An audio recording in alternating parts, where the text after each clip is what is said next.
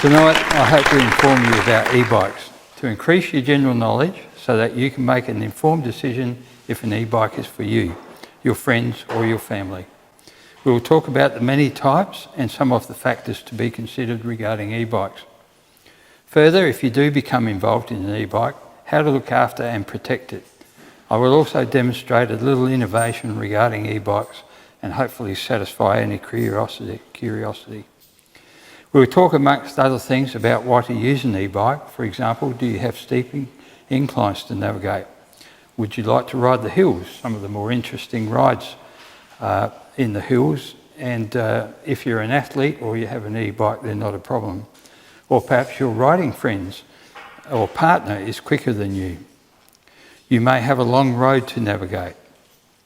Marie and I rode from Melrose to Quorn, stayed overnight, then back to Melrose the next day, 120 kilometres on a tandem bike. Wish we had an e-bike. This is the sort of power you can get from an e-bike. Well, not actually. It's the steam train at Quorn that we rode to. We will also look at which bike to choose. It may be a flashy road bike like this one, a comfortable bike like this Leitner, or a regenerative bike, which we'll talk about shortly.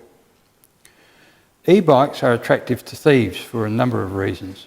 We will talk about preventing theft, or even converting an existing bike we will cover in some detail. We will not be talking about electric cars like this one. If you want to see this electric Aston Martin supercar, watch the upcoming James Bond No Time to Die movie. So let's get started.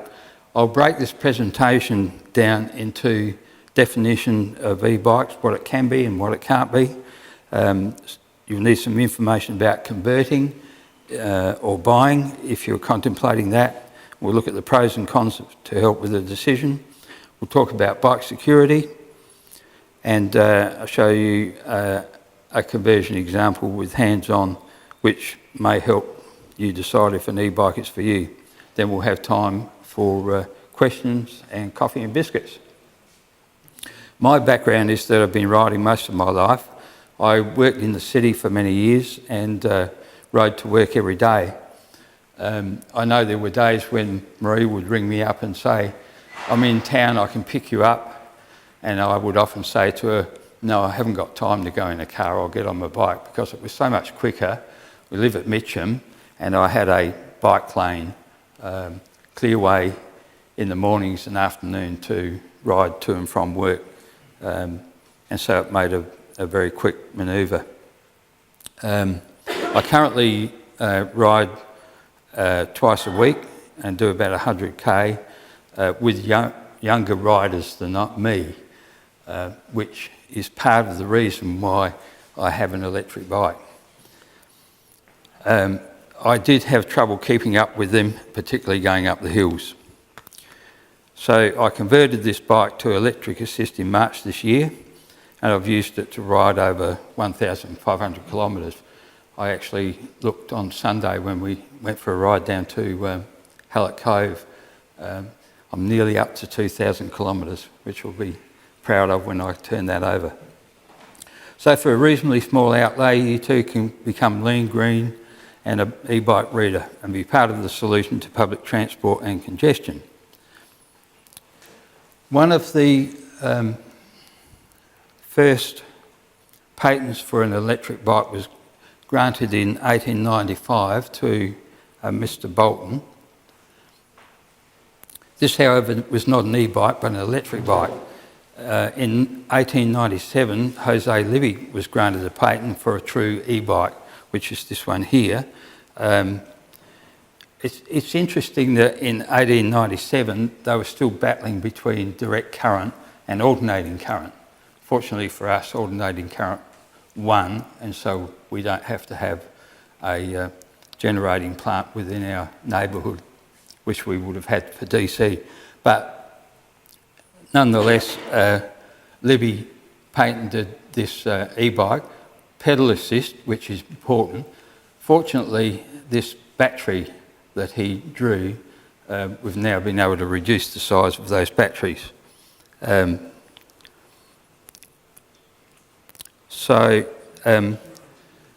Now all bicycle stores sell e-bikes, and there's a range of choices of different types of bikes.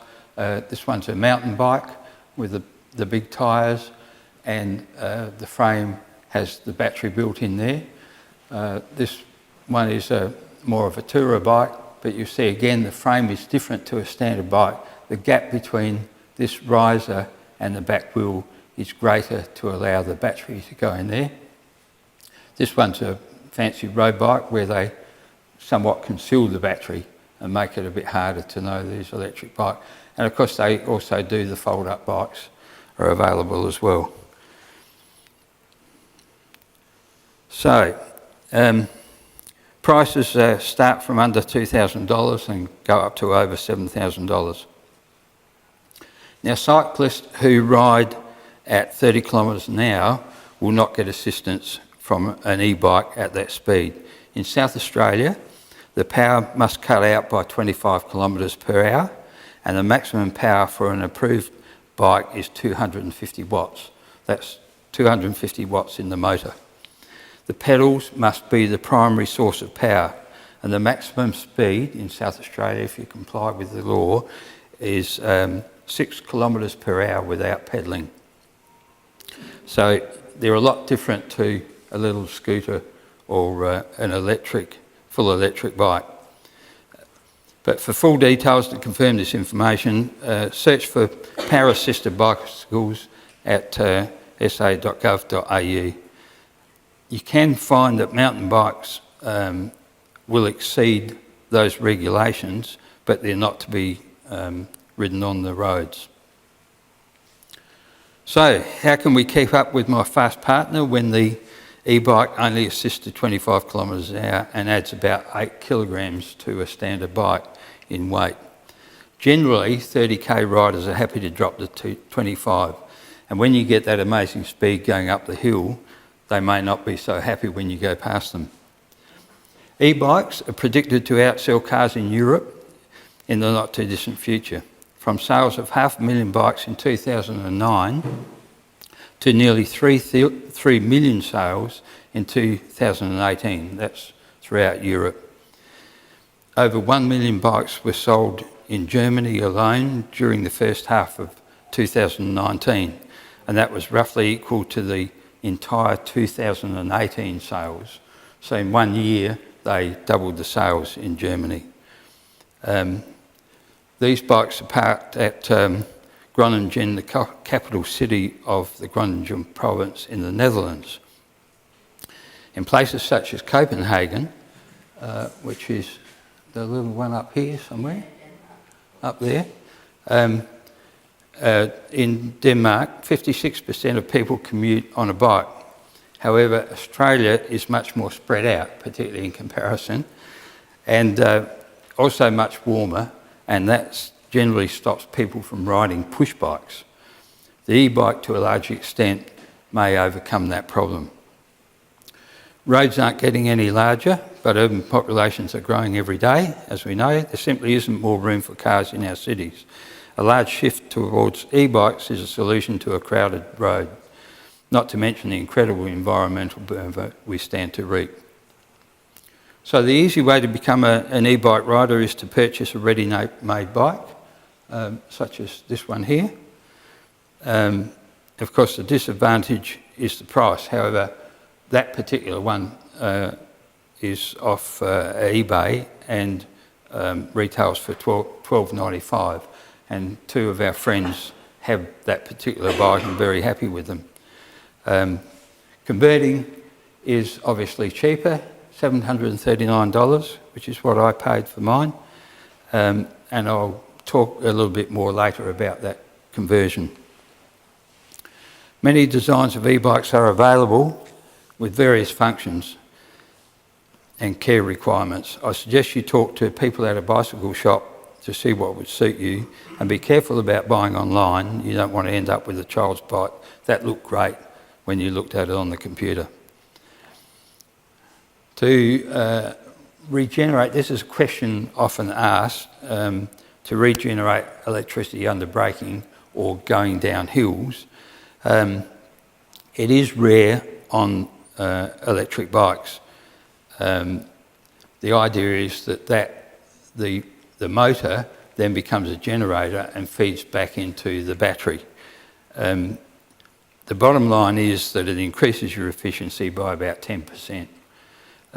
So many bikes have been designed to be regenerative, but in South Australia they're very rare. Okay, is it waterproof? Electric bike manufacturers say very clearly that they are not waterproof. However, just because they are not waterproof, that doesn't mean you can't get your electric bikes wet. What it means is that you can't ride your electric bike underwater. Okay. The question that really needs asking is, how wet can my bike get? The manufacturer should have an IP rating that specifies the limits of water ingress you can expect. Just as an example, many electric bikes carry an IP65 rating. That means that they are dust tight and protected from low pressure water from any direction. Same rules apply to protecting and cleaning any bike. Don't leave it outside, don't use high pressure water, and dry the chain and any metal parts. Now a bit about my converted e-bike. I'm fortunate and very lucky in that I have an excellent workshop, even though I have a wife that complains when I go out and buy new tools. But I also have reasonable mechanical skills, and I would suggest that you need those skills if you're going to tackle a conversion. It took me about 3 days of an 8-hour day to complete the conversion with some major modifications to the kit. Strengthening was required to mount the battery carrier. This is the original bracket that sits down the bottom of the carrier, and it's got all these holes in it, understandably, to suit different bikes, because they don't make them specifically for a particular brand of bike, and so that's where it broke. It's also aluminium. One thing about e-bikes is that you get to a stage where you don't worry quite so much about weight, because the electric motor assists so much. So I ended up having to make new brackets out of steel to overcome that problem, and also without the unnecessary holes. To convert my old bike, I chose front-wheel drive TDR system, which is a brand, on eBay for $739. It included a 15 amp hour battery, which is good for about 100 kilometres, with some pedalling, which isn't a bad sort of range. And being a front wheel motor, so that's sitting down here on the front rather than at the cranks or on the rear wheel, that eliminated messing around with gear changes and chain length. There is a bike shop on McGill Road who will do the conversion, so they actually sell this particular conversion kit, and they will install it for you at a price, of course. The battery on the rear carrier, so the kit came with this rear carrier with the brackets down here that aren't strong enough, and the battery just slides into that. You're certainly welcome to have a closer look at the bike after the presentation anyway, and I can answer any questions as well. So being up on top of the carrier, it's fairly high, and it doesn't assist with the handling of the bike. It took quite a while to get used to. And if I converted again, I would choose this one, or which is a rear wheel, or a crank assist, and put this battery on the front riser bar so that it's down lower and doesn't affect so much the centre of gravity. But it would present a problem as to where to mount the controller, which is fairly large. E-bikes purchased, as I said before, they have a different frame to accommodate the battery. I'd like to see Marie on an e-bike, so we can perhaps go up the corner again, and we could share the rides, but I doubt whether Marie would want assistance over 25 kilometres an hour anyway, so it would work out, and I would probably buy the Leitner and save myself a lot of work. But be aware when choosing that you still get what you pay for, and the battery life is important. Ongoing costs in some ways are similar to non-assisted bikes. My battery takes 2 to 3 hours to charge after a 60k ride. I've installed a solar panel on my shed, which charges my battery for free, and you can expect the battery to last up to 1,000 charges or about 3 years, depending on use. So replacing the battery on its own is $300. So it's still a reasonably economical way to transport on my all-wheel drive vehicle. E-bikes include controllers on the handlebars. This allows you to set the assistance. This is the assistance display here on 1 to 5. So if you're going up a steep hill, you can increase the assistance, or your mates are getting away from you, you just dial it up a bit more. So you press the up and down arrows to affect that assistance. Trip and total times are displayed as well, and this is the battery condition, 4 bars. I have had it down to 1 bar only, but I set out to try and flatten the battery and see how much it would take, and so I gave it a bit of a hammering, and after a 60k ride, and it did get down to 1 bar.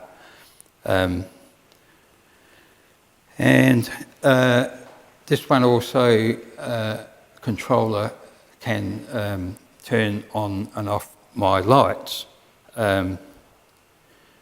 which I'll show you later on anyway. I purchased the lights separately, so they're an additional cost to that, $739. But they're quite bright lights. I had actually to tip the front headlight down because as a car driver I don't like these glary lights in my eyes, and the light's so bright I had to do that.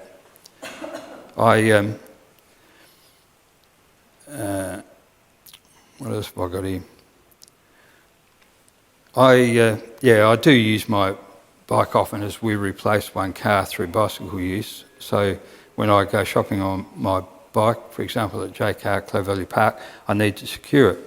And I'm sure if you get an e-bike and you want to stop for a coffee, you will want your bike secure as well. So let's talk about how to secure your bike. I had an experience recently with my mates. When we ride to Hallett Cove, we go back to Glenelg, which is where I meet them from Mitcham, and we have a coffee. That's the main reason we go bike riding, obviously, at the Watermark Hotel, and we were sitting out on the deck and had our bikes the other side of the glass partition. So it was probably here to that wall away, but we had our backs to the bikes, and someone came out from the hotel and said, "Someone's just run off with your bike." So we jumped on our bikes and tried to find it, but the guy had already gone. So I use a D-lock to secure the front wheel, which has got the motor on it. So the front wheel is secured to the frame because the wheels are easy to take off. And I use a flexible lock to secure the frame to a post or a tree or whatever I can find. I have my phone number engraved on the battery on either side. All of this doesn't guarantee that you're not going to have it stolen, but it is a deterrent, and often the thief will go to the one next door that hasn't got all of this on it. I'm also able to track my bike anywhere in Australia where there's mobile phone coverage. I don't use a Bluetooth tracker, as a thief going around the corner can be out of range. Now that's changing somewhat. The new devices for iPhones, the little round Bluetooth tracking devices, still suffer from the fact that if they go around the corner, they'll be out of range of Bluetooth and you won't be able to track them. However, Apple have an app that everyone gets, and if you register your little tracker as having been stolen, than anyone who gets within range of that. So that means if someone else is within Bluetooth range, they will know that that tracker has been stolen, and they are supposed to then send you the location of that. There is a similar device available for Android phones as well, and they work quite well in an area where there's lots of people with iPhones or lots of people with Android phones. And so places like Europe, they're quite effective. But in Australia, because we're so spread out, at the moment, they're not as effective as they could be. And that's why I purchased a phone on Gumtree for $40, and that goes into the battery connection box up here. And I purchased a $5 SIM card from Audi and recharged it for $15. So that should last at least a year. Be aware, however, that mobile service providers in their fine print state that their SIM cards are not to be used as GPS trackers. So to overcome that, I made a couple of quick phone calls to Marie, and it's my phone. So now I can click on Find My Device on my normal phone that I have in my pocket, and this is the screen that comes up, and so that's where my bike is. I've set it up with this phone and called it Brian's eBike, and on that I can use the two fingers and expand it, and trying it at home in different places. Or at home I can see that it's at home, so it gives you that sort of detail. Be careful though of, so I can track wherever it goes, but be careful of that. This is a GPS tracker which you can buy on eBay for $20. They still require the SIM card, that's okay, but the problem with them is they're complicated to set up and to get your location if your bike's stolen. It's not an Android app that's doing it, that's supported. It's their particular application, and when they're selling them for $20, they're not spending a lot of time or money on their application. And this is the instruction to set up one of those $20 GPS trackers. If you're having trouble reading it, that's actually a 2-inch by 3-inch page that you've got to try and work it out. So they are cheap, but they're a little bit nasty as well. Now, being an inventive type, we've created and installed an alarm. The alarm's controlled by a Raspberry Pi Pico, which won't interest everyone here, but it's a small microcontroller that sells for $5.75 from Core Electronics. And they also manufacture in Australia add-on devices such as movement detectors. And unlike many other electronic components, you can actually talk to the designers. Part of the alarm system is a warning flashing LED, which runs from 1850 batteries that are in that same compartment. I chose separate batteries so that my motor is fully charged when I use it.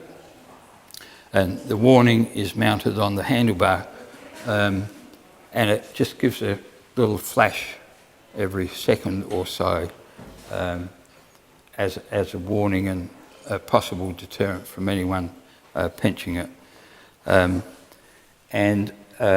it's deactivated when the key is turned off. So this is the key to turn the bike on and off.